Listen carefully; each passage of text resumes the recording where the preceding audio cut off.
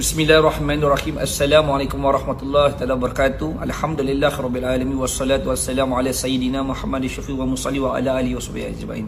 Amma ba'd. Hari ini kita digempurkan dengan satu berita berkenaan dengan satu kumpulan yang diundang datang ke negara kita, iaitu kumpulan 1975, yang di mana di dalam konsertnya beliau telah menghina sistem perundangan yang ada di dalam negara kita. Pada masa yang sama melakukan satu hubungan sejenis antara lelaki dan lelaki di hadapan penonton di dalam negara kita, yang saya kira satu tindakan yang sangat biadab.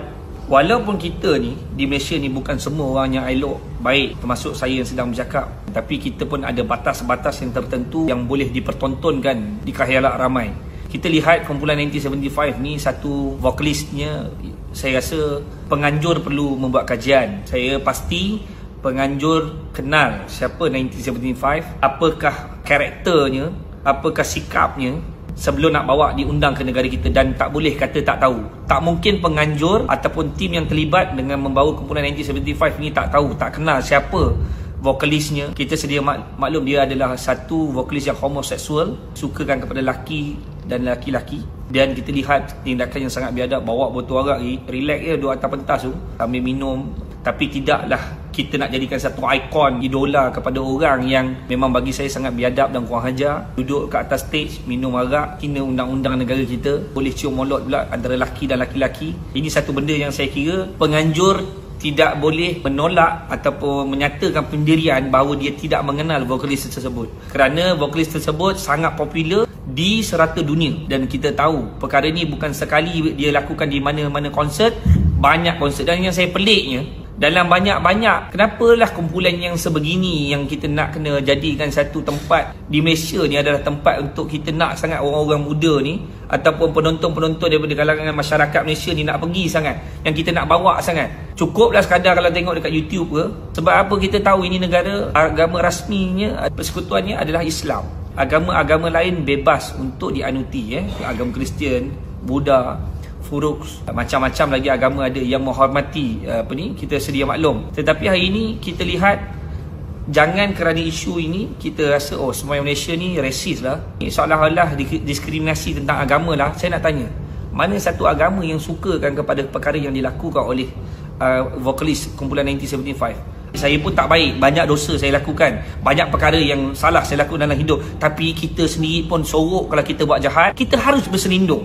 Cukuplah sekadar diri kita dengan aib kita, dosa kita dengan diri kita. Ini kita nak buka kepada umum. Dan macam mana kita nak biarkan anak-anak muda hari ini memperlihatkan perkara-perkara yang negatif macam ni, yang sehingga saya nampak nanti dah tak ada masalah, dah tak ada malu dah. Jangan pelik kalau hari ini berlaku seks bebas yang berlaku di kalangan umum ni nanti, kerana apa? Melihat perkara-perkara ini masuk, dikata pihak kerajaan pun tak ambil peduli, penganjur pun tak ada sensitiviti. Perkara ni perlu diambil tindakan yang tegas, perlu segera mungkin panggil pihak penganjur, ambil tindakan kepada mereka, dan juga panggil kepada vokalis kumpulan 1975, tulis surat kepada kerajaan mereka, panggil supaya memohon maaf atas tindakan-tindakan yang dilakukan di atas pentas dalam penghinaan kepada undang-undang dalam negara kita, hubungan antara sejenis yang dilakukan di atas stage. Itu semua perlu dimohon maaf.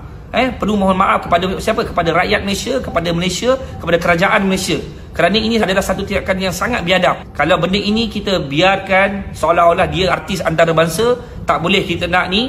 Saya lihat banyak je artis-artis antarabangsa yang datang ke negara kita, ramai je. Tapi dia tahu ini negara majoritinya Islam, majoritinya ada agama-agama yang lain. Dia tahu. Jadi dia tahu batas. Ketika berada di atas stage, dia tahu apa nak buat. Dia tak adalah sampai nak bawa agak keliling satu stage macam tu. Ada je ramai je artis antarabangsa yang buat persembahan di dalam negara kita, tapi dia tahu batas-batas tertentu supaya menghormati perlembagaan dalam negara kita.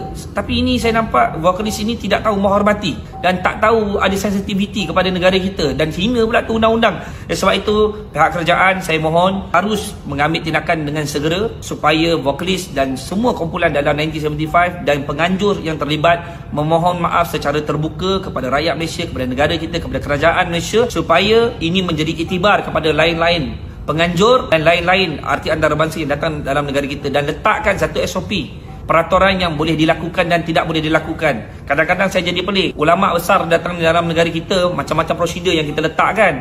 Takkanlah hari ini yang membawa satu hiburan antarabangsa yang datang ke dalam negara kita ni, sehingga mereka ni bebas untuk nak melakukan perkara apa yang mereka nak buat. Ini satu tindakan yang tidak boleh dimaafkan selagi mereka tidak mohon maaf. Kena minta maaf, baru kita boleh maafkan. Dan saya harap ini menjadi iktibar kepada penganjur-penganjur yang nak buat konsert antarabangsa datang ke dalam negara kita, supaya bagi briefing yang sebaik mungkin kepada semua vokalis, peserta-peserta yang terlibat, atau cara pasukan-pasukan yang terlibat dalam konsert, kena panggil, kena buat briefing. Kerana ini negara yang penuh dengan adab dan adat yang sangat tinggi. Jadi sebab itu tak boleh dibiarkan. Jadi itu saja. Saya harap benda ini perlu diselesaikan dengan kadar yang segera. Jadi insya-Allah itu saja. Wabillahi taufiq wal hidayah. Wassalamualaikum warahmatullahi wabarakatuh.